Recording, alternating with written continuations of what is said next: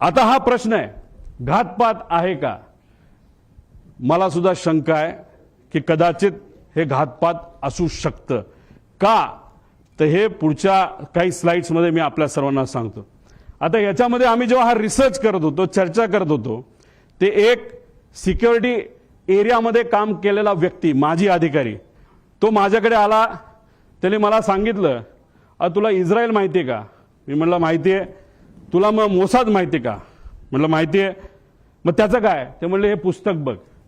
मी म्हटलं बर, मग या पुस्तकाचं काय? ते म्हणले त्या पेजवर तू जा आणि त्या पेजवर एक लाईन आहे, ती लाईन तू त्या ठिकाणी वाच. ती कुठली लाईन आहे? ती ही लाईन आहे. आता डेगन नावाचा जो माणूस आहे तो एक एजंट आहे. एजंट म्हणजे कोण? जो एखाद्या व्यक्तीला असॅसिनेट नाहीतर एखाद्या व्यक्तीला मारायचं असेल प्लॅनिंगली, तर हा तो डेगन नावाचा एजंट आहे. त्याचं सगळ्यात उत्कृष्ट पद्धत मारायची काय असते त्या डेगन नावाच्या पुस्तकात दिलेलं आहे की sometimes it's most effective to kill the driver and that's that. त्याचा अर्थ की एखाद्या व्यक्तीला आपल्याला जर मारायचं असेल तर सगळ्यात सोपा मार्ग कुठला असेल, तर त्या व्यक्तीचा जो चालक आहे त्याला जर आपण मारलं तर विषय संपला. आता गाडीत असेल तर ड्रायव्हर, मोटरसायकलला असेल तर रायडर, आणि विमानात असेल तर पायलट, असं म्हणायला काय हरकत आहे. पुढं आता घातपात, आता ही राज्यभरात चर्चा आहे. ह्याच्या खोलात जावं लागेल, ह्याच्या डिटेलमध्ये जाऊन माहिती घ्यावी लागेल, रिसर्च करावं लागेल. पण माझा काका गेलाय, आमचा दादा गेलाय, महाराष्ट्राचा एक फार मोठा नेता गेलेला आहे. तर ही घटना लाईटली घेऊन चालणार नाही. एखादी गोष्ट इकडे तिकडे झाली, आपण इकडे गेलो तिकडे गेलो, कुणी काय केलं, ह्याली काय होणार नाही. आम्हाला जोपर्यंत ह्याची उत्तरं मिळत नाही तोपर्यंत आम्ही शांत बसणार नाही. आता ह्याच्यामध्ये आदल्या दिवशी 27 जानेवारीला रोजच्या वेळेपत्रानुसार दादा संध्याकाळी, म्हणजे जेव्हा कॅबिनेटच्या बैठका झाल्या, दादा म्हणाले होते अधिकाऱ्यांना की 4-5 तास मी माझी कामं करेल. काही अधिकारी मला, माझ्या पार्टीतले काही अधिकारी भेटणार आहे आणि काही नेते भेटणार आहेत आणि काही कर्मचारी भेटणार आहेत, त्यांच्याशी मी चर्चा करेल आणि मग मी मुंबईला जाईल, असा दादांचा त्याच्यामध्ये त्या ठिकाणी अंदाज होता. ताफा सुद्धा लागला होता. एक फार मोठे नेते दादांना भेटण्यासाठी येणार होते, ते वेळेत येणार होते, पण उशीर झाला. ते उशिरा आल्यामुळे आणि चर्चा उशीरपर्यंत सुरू राहिल्यामुळे दादांचा वेळ त्याच्यामध्ये गेला आणि 5-5:30ला जे दादा गाडीने जाणार होते ते गाडीने जाऊ शकले नाही. त्यांना पर्याय राहिला नाही, त्यांना विमान बुक करावं लागलं आणि म्हणून 7:13 म्हणजे संध्याकाळी दुसऱ्या दिवशीचं विमान हे आदल्या दिवशी म्हणजे 27 तारखेला तिथं बुक झालेलं आपण बघितलं. पूर्व विदर्भातील एक कुठले तरी नेते, हे मोबाईल चेक करा दादांचे, नाही तर लँडलाईनवर कोणाचा फोन होता काय होता मला माहित नाही, पण मला जे कळालेलं आहे सही करावीच लागते. फार महत्वाची फाईल आहे. आणि मग ती फाईल कुठे हे जेव्हा बघितलं गेलं, ती फाईल घरी नव्हती, ती फाईल मंत्रालयाच्या कार्यालयामध्ये होती दादांच्या. दादा कुठलीच फाईल मोकळी ठेवत नाहीत, पण अचानक ती फाईल तिथं होती. मग ती दादांनी बोलवली. बोलवण्यात येण्यात मुंबईचं संध्याकाळचं ट्रॅफिक तुम्हाला माहिती आहे. ती फाईल पोहोचूस तर वेळ गेला. वेळ गेल्यानंतर ती फाईल आली. पण एक मोठा नेता आपल्या पक्षाचं बोलत असेल तर सही तर करावीच लागेल. आणि मग दादांनी ती सही केली. ती फाईल यूज तर सही करूस तर त्याच्यामध्ये दुर्दैवाने त्या ठिकाणी वेळ गेला. आता ह्याच्यात खोलात जर जायचं असेल, कारण आमच्या पण ओळखी तिथं आहेत, आमच्या पण जीवाची माणसं आहेत. अजितदादांबरोबर जेव्हा केव्हा मी भेटलो आणि दादांचा जो काही शेवटचे 3-4 महिने होते त्यात मी, दादा आणि त्यांच्याबरोबरचे अधिकारी एकदम घट्टपणे एक फार महत्वाची चर्चा त्या ठिकाणी करायचो. आणि ती करत असताना मग काही अधिकाऱ्यांचे, कर्मचाऱ्यांचे त्याच्यावर आमच्यावर त्या ठिकाणी विश्वास असल्यामुळे तिथं चर्चा काय चालली होती हा विषय जेव्हा केला, तेव्हा तिथं चर्चा कुठले तरी राजकीय कन्सल्टंट कोणीतरी आहे, त्यांचा जो कॉन्ट्रॅक्ट आहे जो शेकडो कोटीचा आहे तो आपल्याला कॅन्सल करावा लागतोय. कारण त्यांच्याकडनं काहीच आपल्याला मिळत नाही, त्याचा काहीच फायदा होत नाही. कारण 7 दिवस आधी सुद्धा बारामती हॉस्टेलला दादांना जेव्हा मी भेटलो होतो तेव्हा सुद्धा दादांनी काही लोकांना सांगितलं होतं, शहाणपणा करू नका, राजकारण आम्हाला शिकू नका, राजकारण आम्ही कसं करायचं हे माहिती सर्वे फक्त तुम्ही करा, अशी काहीतरी चर्चा तेव्हा झाली होती. आणि अशा पद्धतीची चर्चा तिथं झाली आणि दादांना त्याच्यामध्ये उशीर झाला आणि मग दादांना प्लॅन बदलावा लागला. आता हे सगळे बॅकग्राऊंड तुम्हाला फक्त सांगतोय. त्याचं कारण असं की प्लॅन का बदलावा लागला. आता मी येतो 28 तारखेला. आता काही लोक म्हणतात उपमुख्यमंत्री आहेत, दादा कडक होते, शिस्तीचे होते, दादांनी सांगितलं असेल पायलटला ए बाबा उडलंच पाहिजे. पण दादाचं स्टेटमेंट तुम्ही बघा, ते स्वतःच्या मुखातून ते काय बोलतात. तुम्हाला ते तिकडनं जाणं गरजेचं होतं, कारण वैमानिकाचा दिवस आला की उशीर झाला तर मला निघून जावं लागलं, कारण ते अलीकडचे तास. म्हणजे दादा कधी पण विमान उडवत असताना कॅप्टनला विचारायचं बाबांनो काय वाटतं, जायचं का नाही जायचं, उडायचं का नाही उडायचं, काय अडचण आहे, तुम्हाला जे वाटतं ते करा. एका ठिकाणी त्यांना यायचं होतं, मुंबईकडनं ते उडले पण होते. माझा अंदाज आहे 2-2.5 वर्षापूर्वीची गोष्ट असेल. हेलिकॉप्टरले होतं, लोणावळ्याला धुक्क वाढलं होतं. दादांना त्या कॅप्टनली सांगितलं थोडंसं दुःख जास्त आहे, रिस्क आहे, पण आपल्याकडे डबल इंजिन हेलिकॉप्टर आहे, अजिबात दादा काळजी करू नका. दादा म्हणले काय नाही, मुंबईला परत दे. दादा परत मुंबईला गेले आणि गाडीली पुण्याकडे त्या ठिकाणी आले. हे दादांची वस्तुस्थिती होती. दादांचं एक मत होतं, जो एक्सपर्ट आहे, जो त्यातला एक्सपर्ट आहे त्याचा ऐका, अभ्यास करा, रिस्क उगाचच त्याच्यामध्ये त्या ठिकाणी घ्यायची नाही, अशी दादाची भूमिका होती. हे होते आमचे दादा, जे वेळेवर एअरपोर्टला पोहोचले. पण नंतर जे घडलं त्याच्यामध्ये काही गोष्टी तुम्हाला पुढे मी सांगतो. पुढे घ्या. आता हे एक ईमेल आहे. या ईमेलमध्ये 2 नावं आहेत क्रू डिटेल्सची. ह्याला क्रॉस व्हेरीफाय करावं लागेल हे ईमेल. याच्यामध्ये कॅप्टन साहिल काहीतरी आहे बाबा मदन आणि कॅप्टन यश असे 2 नावं प्रपोज केली गेली होती. बाकी सगळं तिथं लिहिलेलं आहे आणि कुठं जाणारे मुंबई बारामती वगैरे सगळं तिथं दिलं होतं. आता हे आहेत दोघं. पण झालं असं की नाव ते दुसऱ्या दिवशी बदलण्यात आलं. हे आहेत मदन. मग त्यांच्या मिसेसली एक मेसेज ते सोशल मीडियावर टाकलं होतं की मदनचं नाव जेव्हा सुरू झालं होतं तेव्हा त्यांच्या मदनच्या नावाने तिथं सुरू झालं होतं की वाईट वाटतं, दुर्दैवी त्यांची मृत्यू झाला. मग त्यांच्या मिसेसनी ते तिथं टाकलेलं आहे.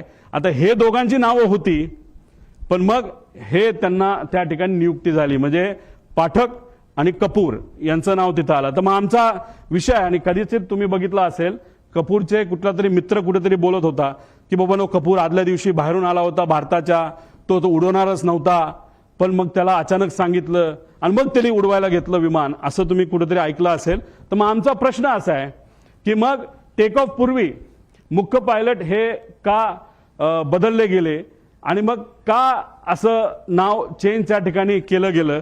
आणि जर टेक ऑफ करायचं असेल तर त्या पायलटला आधीच यावं लागतं. आणि तिथं असं सांगितलं होतं की हे 2 पायलट हे ट्रॅफिकमध्ये 6:30 वाजता सकाळी अडकलेत आणि ते येऊ शकत नाहीत, म्हणून दुसरे पायलट आम्हाला द्यावं लागला, अशी कुठेतरी एक स्टेटमेंट आम्ही सोशल मीडियावर आणि काही मीडियाच्या माध्यमातून तिथं ऐकली होती आणि काही अधिकाऱ्यांनी सुद्धा त्या ठिकाणी सांगितलं होतं. पुढे घ्या. आता हे व्यक्ती आहेत, 7 वाजता हे क्रू तिथं पोहोचलं.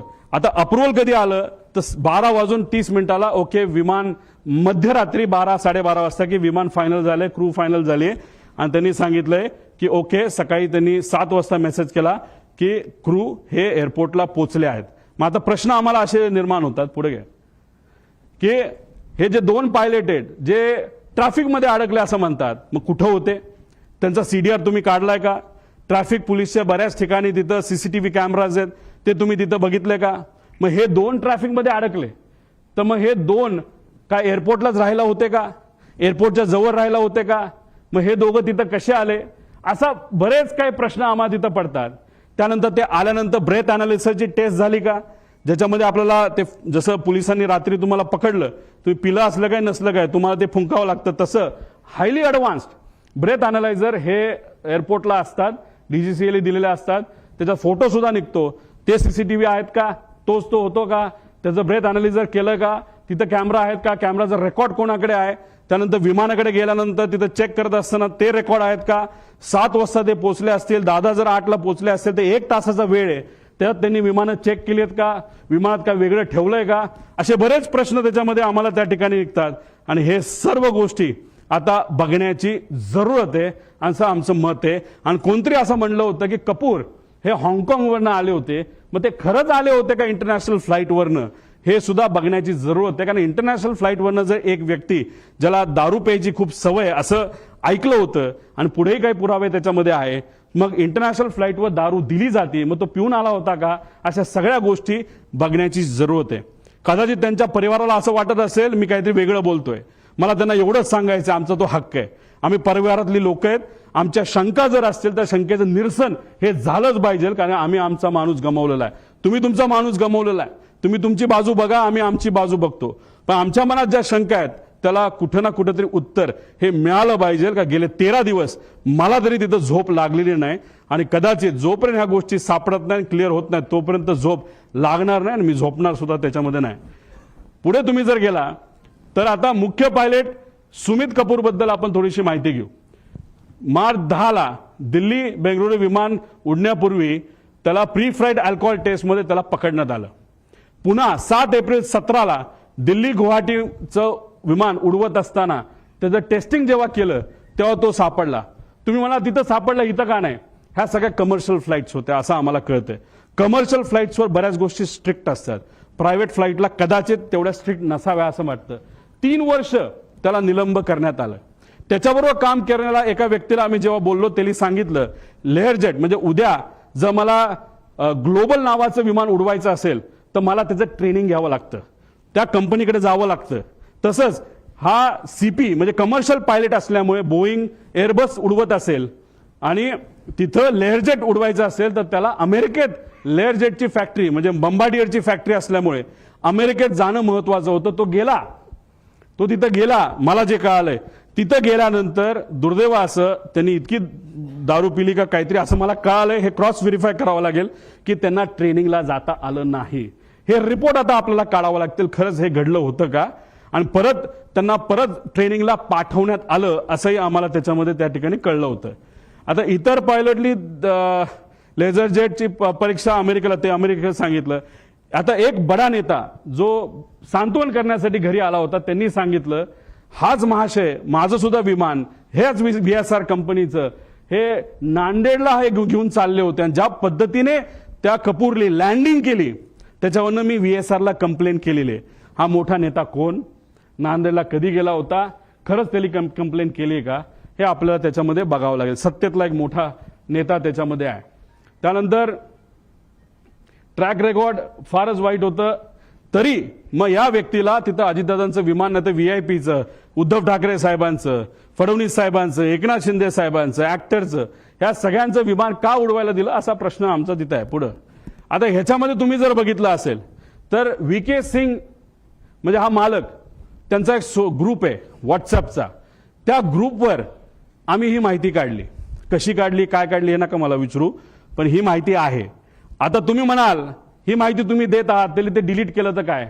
तुम्ही व्हॉट्सअप किती डिलीट करा, सगळी माहिती कळते. त्यामुळे जो कोणी तिथे इन्व्हेस्टिगेट करणार आहे, हा ग्रुप कुठला, हा ग्रुप कोणाचा, त्या ग्रुपवर कोण, आणि गेल्या 2 वर्षामधल्या त्याच्यावरच्या ज्या काही डिस्कशन आहेत हे लोकांसमोर त्या ठिकाणी आल्या पाहिजे.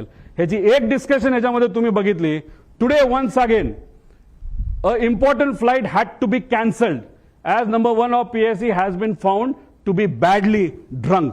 दारू पिला होता. त्याच्यामध्ये बरंच काय दिलं की तुम्ही पार्टी करता, हे करता, आणि त्याच्यात may I request my dearest colleagues captain Sunny जो खन्ना कोण असेल, कॅप्टन रंधवावा, आणि स्टार केलंय कॅप्टन सुमित द ग्रेट. म्हणजे दारू प्यायचा विषय आल्यानंतर द ग्रेट सुमित कॅप्टन, आणि खाली आहे कॅप्टन रोहित. आता तो सिंग आहे का? सिंग म्हणजे कोण? तो डायरेक्टर आहे VSR कंपनीमध्ये, म्हणजे याचाच कॅप्टनचा मुलगा. आता तो खरंच तो असेल रिसर्च नंतरच कळेल, आणि डायरेक्टरच तिथं दारू पित असेल पायलट असून सुद्धा, तर मग हे फार डेंजरस आहे. कारण डायरेक्टरलाच या गोष्टीचं महत्व नसेल तर बाकीच्या पायलट काय करणार? नाही तर जर डायरेक्टरच आपल्याबरोबर दारू पित असेल तर काय आपल्याला फरक पडतोय? अशी मानसिकता या लोकांची होऊ शकते असं आम्हाला वाटतं. हे त्यांच्याच ग्रुपवरनं काढलेला हा मेसेज आहे 2 जानेवारीचा. VSR कॅप्टन VK सिंग म्हणजे मालक. पुढं अजून एक मेसेज त्यांचा आहे, काय VSR ड्युटी सेल डील काय असेल ते. डिअर कॅप्टन सुमित भाई अँड जो कुणी असेल प्रावग, you will be sober and do not do your evening stunts. आता इव्हनिंग स्टंट्स मध्ये काय आम्हाला माहित नाही. विमान वेडवाकडे चालवायचा हा एक स्टंट असू शकतो, नाही तो दारू पिणं हा एक स्टंट असू शकतो. नाही तर ड्रग्ज घेणे हा स्टंट असू शकतो. म्हणजे हा स्टंटचा अर्थ मला तरी काही निघत नाही. हा आपल्याला बघावं लागेल. आणि त्याला सुमित उत्तर देतो, कॉपीड सड. म्हणजे मला जर कोणी बोललं असतं हे तू वेड्यासारखा तिथं काल का वागत होता, आणि जर मी वागलोच नव्हतो तर मी लिहिलं असतं sir that was not me and I won't do it. पण इथं वर जर दारूबद्दल बोललं असेल आणि खाली कॉपीड सर म्हणत असतील, याच्यावरनं नक्कीच दाल में कुछ काला आहे असं आपल्याला म्हणता येईल. हा जो ब्रेथ अनालिझर आहे ह्याचा फोटो सुद्धा निघतो. ह्याचे रिपोर्ट आता आपल्याला बघावं लागणार. पुढे घ्या. आता वेगवेगळ्या सरकारी अहवालातील वेगवेगळी विसंगती. आता ह्याच्यामध्ये PIB प्रेस ब्युरो तुम्हाला माहिती आहे, हे कुठली माहिती देते, तुम्हाला काय कुठलं ते DGCA जी माहिती दिली जाती ती PIB छापते. बरोबर आहे, बरोबर आहे. आता ही ट्रान्सक्रिप्ट आहे.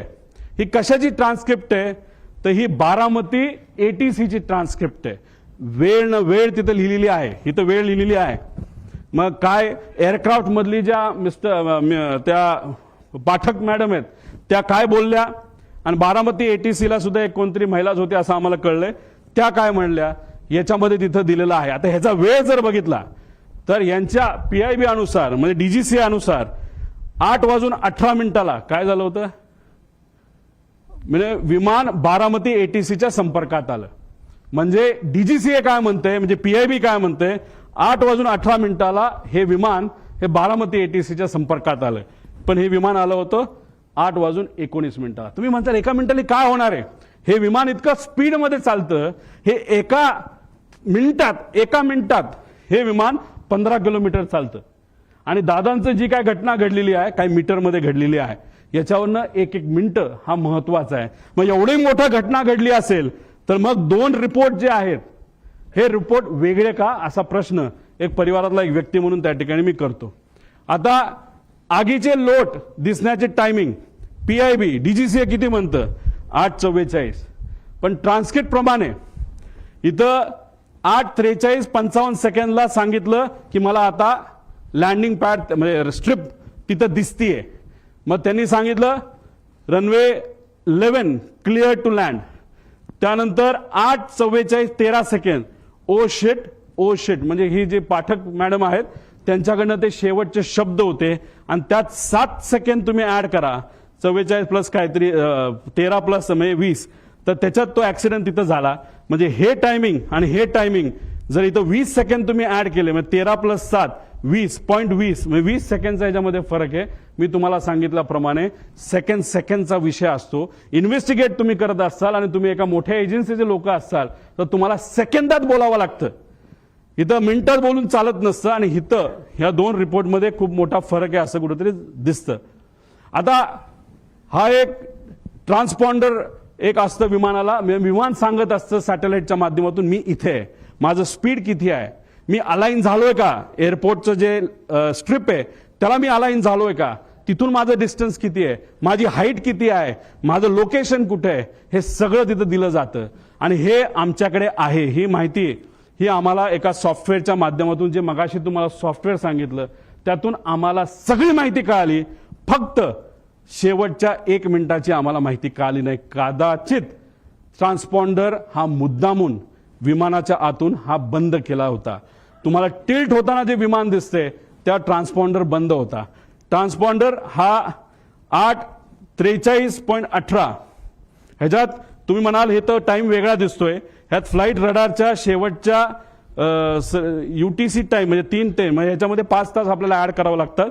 त्यात 8:43.18 जेव्हा हे बंद झाला ट्रान्सपॉन्डर, का बंद झाला, का कुणी बंद केला, असे प्रश्न आम्हाला त्याच्यामध्ये आहे. आता आपल्याला शेवटपर्यंत कळालं असतं. आणि या 1 मिनिटाच्या आधी हे विमान त्या धावपट्टीला अलाइन झालं होतं, म्हणजे ते धावपट्टीवर उतरेल अशी अपेक्षा होती. पण 1 मिनिटामध्ये काहीतरी गडबड झाली, ती अजूनपर्यंत आपल्याला कळलेली नाही. आता हा जो भाग आहे हा तुमचा 11 नंबर आहे आणि हा भाग आहे 29.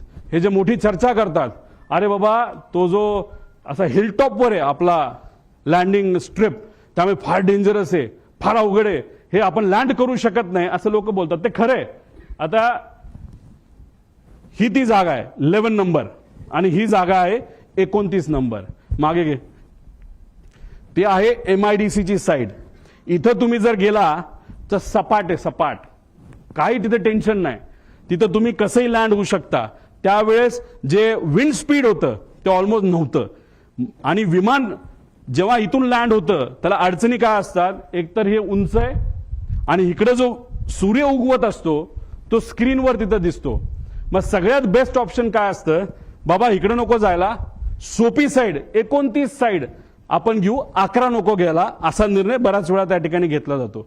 मग ह्या विमान चालकाली तो निर्णय घेतला होता का, पुढे जाऊन बघूया. 8:27 एअरक्राफ्ट करून रनवे 29 ची परवानगी मागण्यात आली. म्हणजे परफेक्ट फ्लॅट आहे. जसं तुम्ही 2023 ऍक्सिडेंट बघितला तर नुसतं घासत गेलं होतं, अशी कदाचित घटना घडू शकली असते. दादा जिवंत असू शकले असते. 29 नंबरची परवानगी तिथं एटीसी कडनं घेतली होती. एटीसीला ती परवानगी दिली आणि 2 मिनिटांनंतर एअरक्राफ्ट करून रनवे 11 ची परत परवानगी मागितली. का, कशामुळे, काय कारण, प्रश्नच आहे. म्हणजे सोपं सोडून अवघड कशाला घ्यायचं. बरं एकदा मागितली का, नाही. मग दुसऱ्यांदा परत 8:36 एअरक्राफ्टने गो अराउंड केल्यानंतर त्यांनी परत 29 ची मागणी केली. परत ती त्यांनी कॅन्सल केली. परत आम्ही 11ला येऊन लँड करतो असं सांगण्यात आलं. निर्णय को पायलट घेत नसतो, मेन पायलट घेत असतो. को पायलट कम्युनिकेशन करत असतो. मग या मेन पायलटला 29 जे सोपं होतं ते सोडून 11 नंबरच का पाहिजे होता, हे मात्र त्या ठिकाणी अजूनपर्यंत कळालं नाही. पुढे आता हा व्हिडिओ बघा.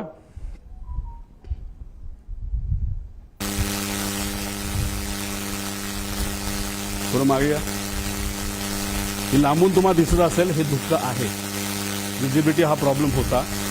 मागे या बाजूला थोडंसं तुम्ही जर बघितलं तर एक लाईन दिसते आणि नंतर ब्लास्ट दिसतो. थोडंसं डिटेलमध्ये बघा. एक लाईन आली, पडली, स्फोट झाला. ती लाईन काय आहे, ती आग आहे का, हे सुद्धा बघण्याचे कारण आहे.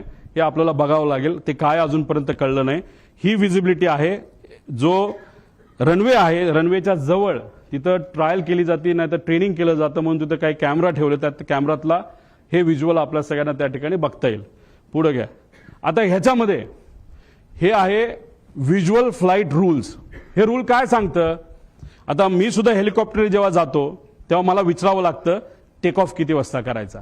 मग टेक ऑफ किती वाजता करायचा कोण परमिशन देतं, एटीसी. का परमिशन देतं, धुक्क असेल आणि 1500च्या खाली जर विजिबिलिटी असेल तर मला परवानगी मिळत नाही. मला परवानगी हेलिकॉप्टरला 1500च्या पुढे असा अंदाज त्या ठिकाणी आहे. मग मी विचारलं विमानाला काय परवानगी आहे. विमानाला स्ट्रिक्ट रूल आहेत. कोणाचे आहेत, डीजीसीएचे रूल्स आहेत, व्हिज्युअल फ्लाईट रूल्स, की 5000 मीटरची जोपर्यंत विजिबिलिटी येत नाही तोपर्यंत विमान उडवायचंच नाही. म्हणजे लँडिंग सोडा, टेक ऑफ सुद्धा तुम्ही करू शकत नाही, असे आदेश त्या ठिकाणी तिथे दिले होते. आता तुम्हाला मला विचारायचंय की 8:30 वाजता विजिबिलिटी 3 किलोमीटरची होती. बघा 8:31 आणि 11 सेकंडला visibility is 3 kilometre as of now. कुणी सांगितलं, बारामती एटीसी. आता इथं ही जी कोणी व्यक्ती आहे हँडलर एरोचा, तो काय म्हणतो, captain checking visibility at Baramati 7:03. All okay sir 7:10. म्हणजे काय, विजिबिलिटी इज ओके. मग आता एरोला पकडायला काय कारण आहे, एरोली खोटी माहिती का दिली. साधा प्रश्न आहे. 8:30 वाजता जर विजिबिलिटी 3 किलोमीटर असेल तर सकाळच्या वेळेस 7 वाजता विजिबिलिटी कमी असेल का जास्त असेल, धुक्क जास्तच असेल ना. मग हा महाशय 7:10 म्हणतो ऑल ओके सर, म्हणजे visibility is okay, okay to take off. म्हणजे ह्या व्यक्तीने सुद्धा ऑफिसमध्ये जिथं डायरेक्टर, महाराष्ट्राचा डायरेक्टर एव्हिएशनचा ज्या ग्रुपमध्ये, त्या ग्रुपमध्ये हे महाशय म्हणतात all okay, visibility is fine, okay to take off. आणि ही गोष्ट बघितल्यानंतर आमचे दादा विमानात बसले आणि मग तिथं जे काय घटना त्या ठिकाणी घडली. मग एरोला पण जबाबदार धरायला काय कारण आहे, धरायलाच पाहिजे. त्यामुळे हे सगळे विषय आहेत. त्यामुळे इथं मोठा रूलचा डिफिशिएट आहे. मग या पायलटला माहित होतं विजिबिलिटी नाही, तरी तो हिरोगिरी करायला का गेला, मुद्दामून गेला का, त्याच्यावर कुठलं प्रेशर होतं का वेगळंच काय कारण आहे. आणि कदाचित त्याच्या मनामध्ये ही घटना घडवायचीच होती असे होते का, असे प्रश्न आम्हाला तिथं उद्भवतात. पुढच्या काय गोष्टी बघितल्यानंतर तुम्हाला त्या गोष्टी खऱ्या वाटतील. पुढे घे.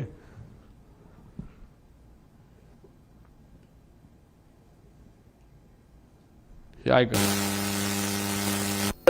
दरवेळेचा जो आवाज असतो विमानाचा आम्हाला तिथं आता धावपट्टीजवळ असल्यामुळे आम्हाला माहिती की विमानाचा कसा आवाज असतो. पण त्या दिवशीचा इतका कर्कश आवाज होता, त्यामुळे आमच्या गावातली बरेचसे महिला पोरं ही सगळी रस्त्यावर येऊन बघत होती की आज विमानाचा असा का आवाज येतोय. आणि गावाला एक रेटी घालून परत विमान धावपट्टीच्या दिशेने उतराय गेलं. पण त्याच वेळी आमच्या गावातनं उतरताना आमच्या गावात एक मंदिर आहे, त्या मंदिराच्या कळसाला सुद्धा टेकायची काही लोकांना शक्यता. पुढे घे.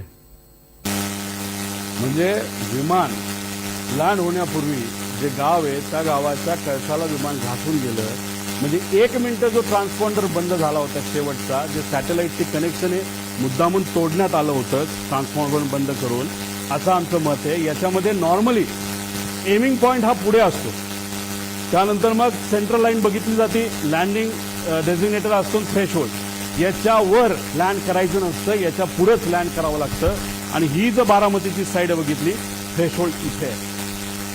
आता 1 मिनिट जे ट्रान्सपॉन्डर बंद केला तर त्याचा जर आपल्याकडे डेटा आला असता तर हे बंद पडलं विमान असं आपलं जे दिसतं ते जर झालं नसतं तरी आमचं असं मत आहे की हे विमान इथं येऊन धडकलं असतं. मग कदाचित असं होतं का की इंटेन्शनच होतं विमान लँड करायचं ना, क्रॅश करायचं. कारण तुम्ही 29ला तुमच्याकडे संधी असताना तुम्ही सारखं सारखं या डोंगराळी भागाकडे का जात होता.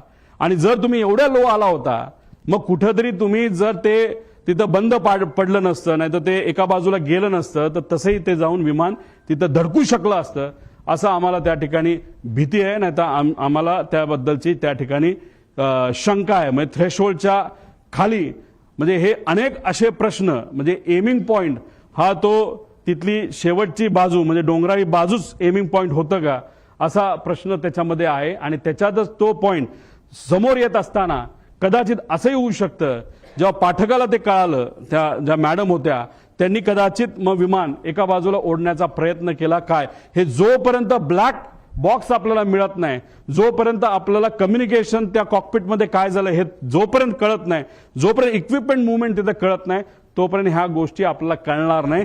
त्यामुळे ह्या गोष्टींकडे खऱ्या अर्थाने लक्ष देण्याची जरूरत आहे. पुढे आता ह्याच्यामध्ये आपण जर बघितलं तर तुम्ही सुद्धा गाडी चालवत बाहेर जावा, एखादं कुत्रं मध्ये आलं, माणूस मध्ये आला आणि तुम्हाला माहिती आहे आता तुमचा ऍक्सिडेंट होणार आहे, कितीही तुम्ही शांत असला तरी तुम्ही एखादी शिवी द्याल, तुम्ही चिडाल, तुम्ही त्याकडे रागवून बघाल, काहीतरी तुम्ही कराल.